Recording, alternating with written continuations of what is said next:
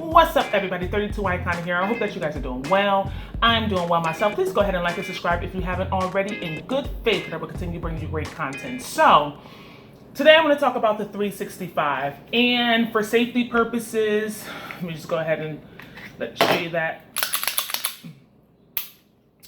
the gun is safe. And I know I have on a black shirt, so it's not going to be a lot of contrast here. I probably should have thought this out a little earlier before recording this video, but it is what it is and you get to see it. Let me just go ahead and get this out the way. I think it comes down to this. I'm not a fan of very small compact pistols, period. And not to say that this pistol is bad, because it's not. Now, there have been some gripes about the 365, and it's on YouTube. There were issues with painting, light primer strikes, dead trigger. I haven't had any of those issues, but then again, I only have about 50 rounds downrange, and I do not plan on putting any more than maybe 100 or so downrange. I mean, at the end of the day, this is just my baby. It's small enough. It has a lot of girth for my big hands. Man, this gun just works for me. The SK just works for me. The 365 is very thin. Let me see if I can show you in comparison. All right, so the backs are aligned.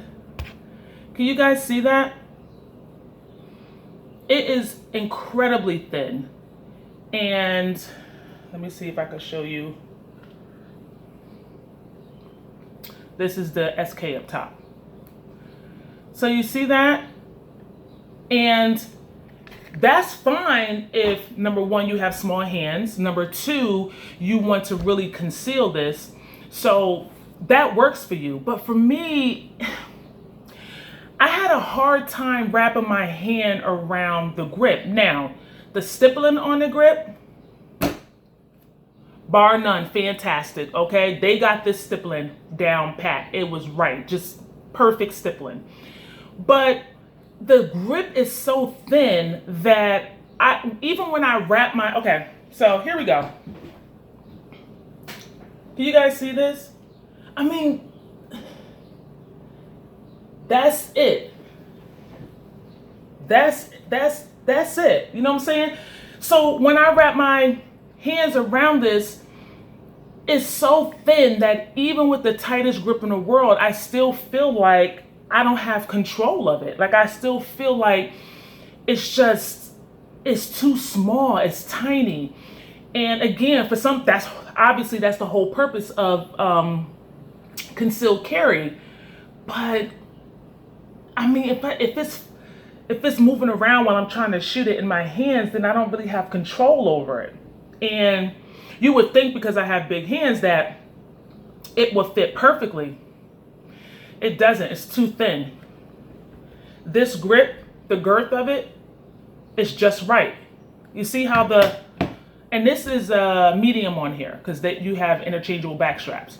So I have a medium on here, and you see how it just kind of curves, you know? Whereas this doesn't have that. It has a little curve, but not enough for me to really enjoy it. But anyway, as far as how it shoots, it's right on. It feels, you know, for a subcompact, it feels really good. The only thing that I didn't like, which is weird, because I had this problem with the SK.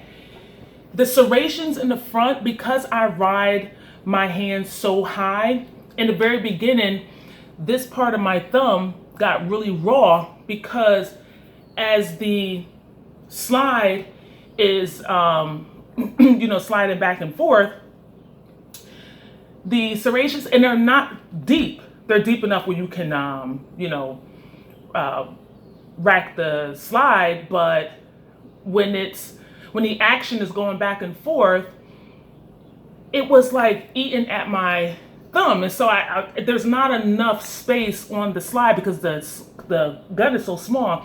There's not enough space on the slide where I can kind of maneuver my thumb so it doesn't aggravate it. But I think the more I started shooting it, it didn't bother me as much. So I don't know. The trigger is really good for a subcompact. It's really good. And this gun kind of reminded me of the Shield, going back to how thin it is. It reminded me of the Shield because of the thin grip.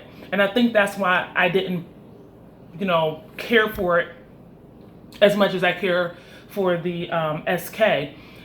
Because with the Shield, not only is the grip slippery, well, they changed that in the 2.0, but not only is the grip slippery, but it was just too thin. So, what else?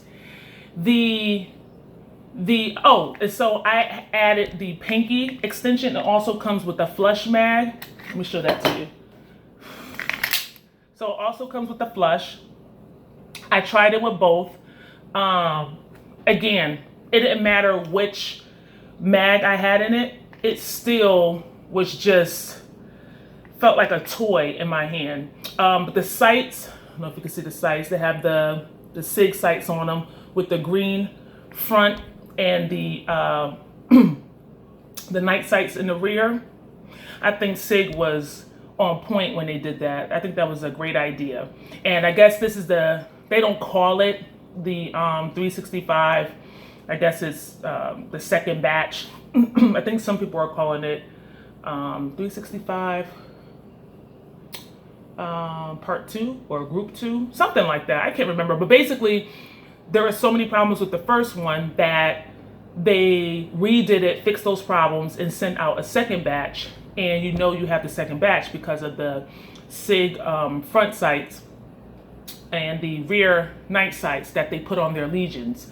So you have the second batch. But again, I haven't had any problems with this. And what I did was, in the beginning when I shot this, I didn't even tell you guys this. In the beginning when I shot it, I'm lefty, so the mag mag release was on this side.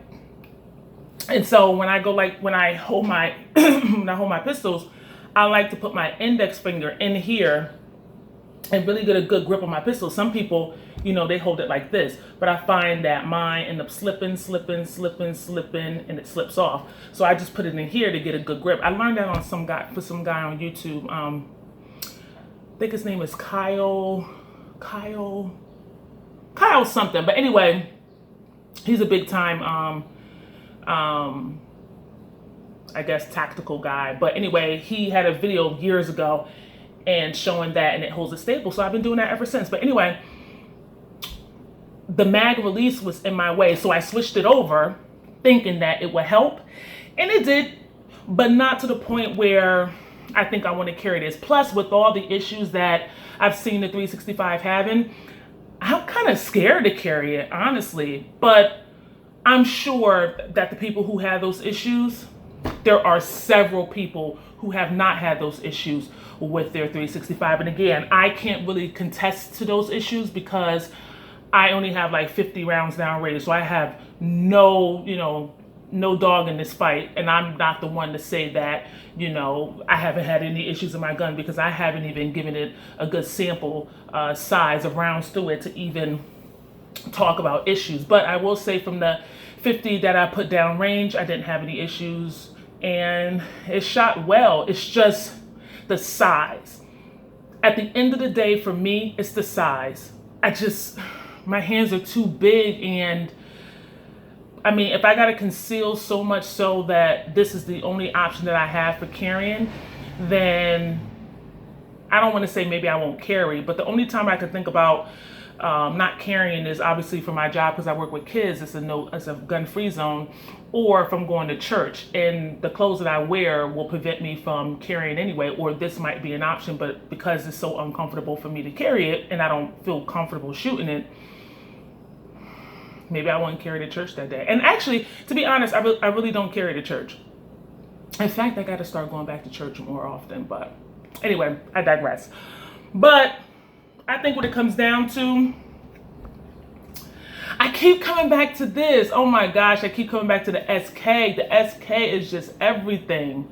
I keep coming back to it because it works for me. It fits right in my hand. It's still smaller than the 19, which I do like to carry, as well as the M&P 2.0 compact I do like to carry.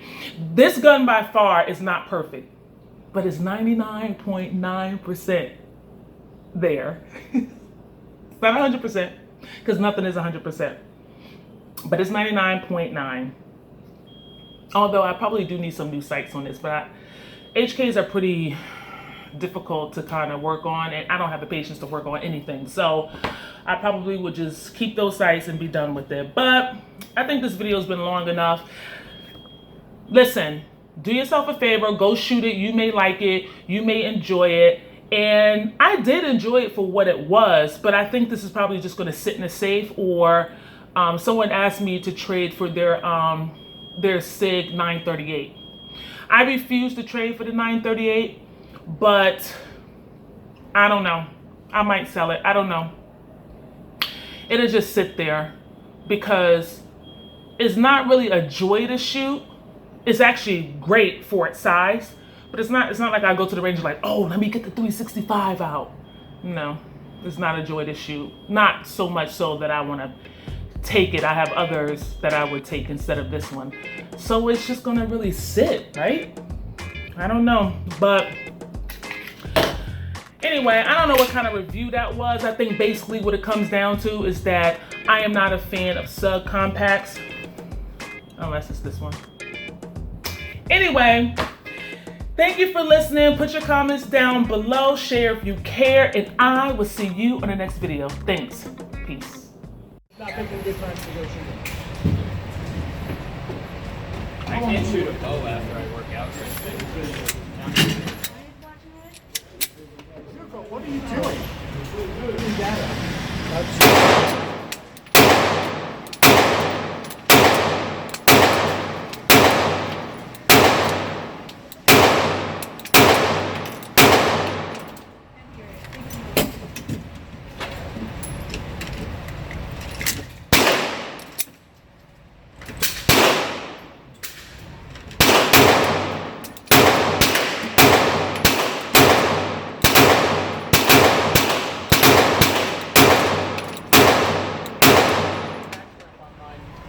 I put